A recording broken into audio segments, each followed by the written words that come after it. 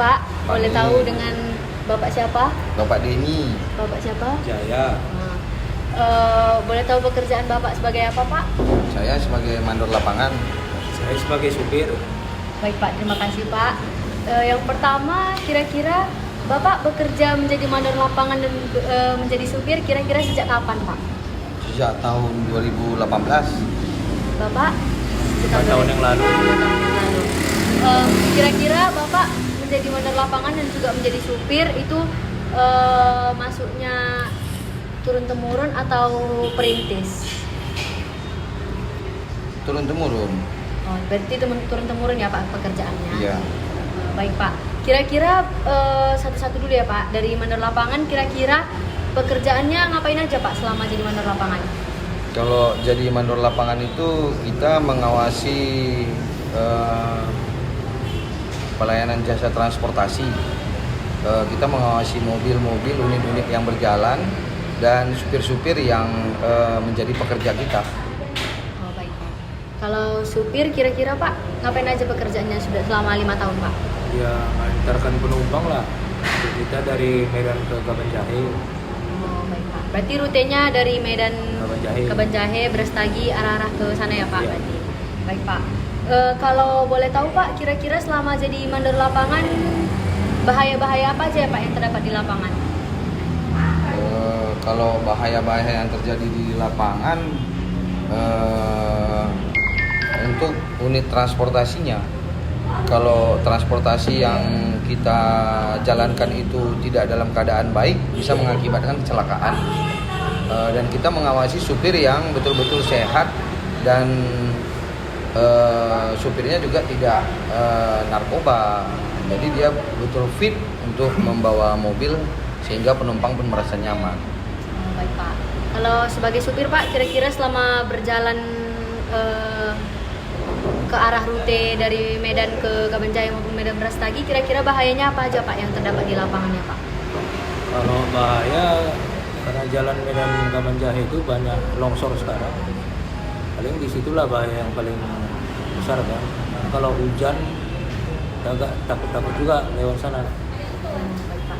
Baik Pak, kira-kira apakah itu aja bahayanya Pak selama di lapangan? Kalau saya sebagai mandor lapangan, bahaya-bahayanya ya pada saat kita berbengkel. Berbengkel itu kan mobil kita bawa ke bengkel, di situ juga ada mekanik-mekanik.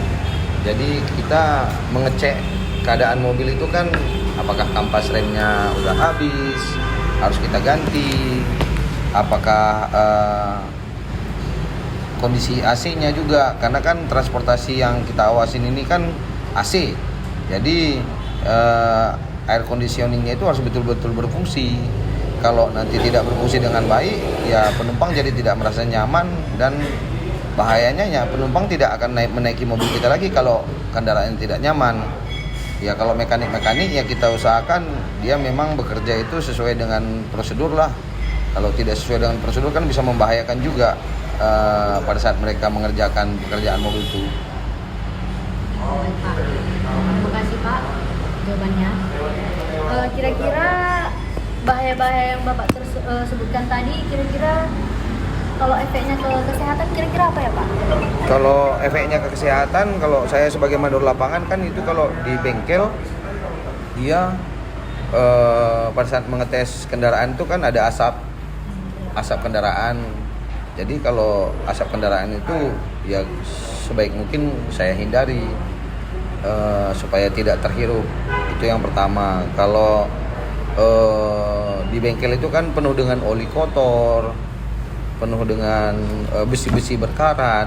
Jadi ya saya sesudah melihat barang-barang mobil yang memang rusak itu kan kita harus cek dulu betul rusak atau tidak. Jadi sesudah itu ya kita harus cuci tangan. Kadang-kadang kita masih kotor tangan oli dan segala macam.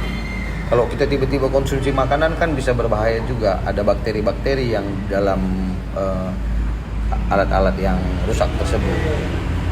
Kalau sebagai supir Pak, kira-kira selama Bapak berjalan menjalankan bus dari Medan ke arah Brastagi Kabanjahe, kira-kira efeknya ke kesehatan Bapak apa ya Pak?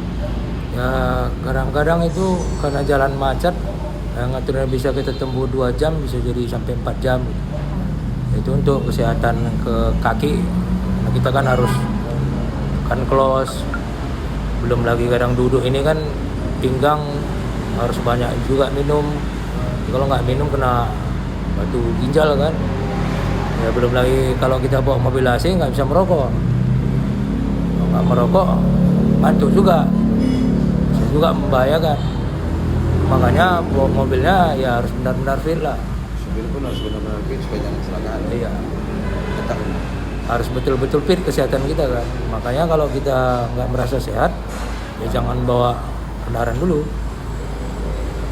Baik Pak, terima kasih Pak atas ketersediaannya untuk diwawancarai. Jawabannya sudah mampu memenuhi tugas kami. Terima kasih Pak atas bantuannya. Terima kasih.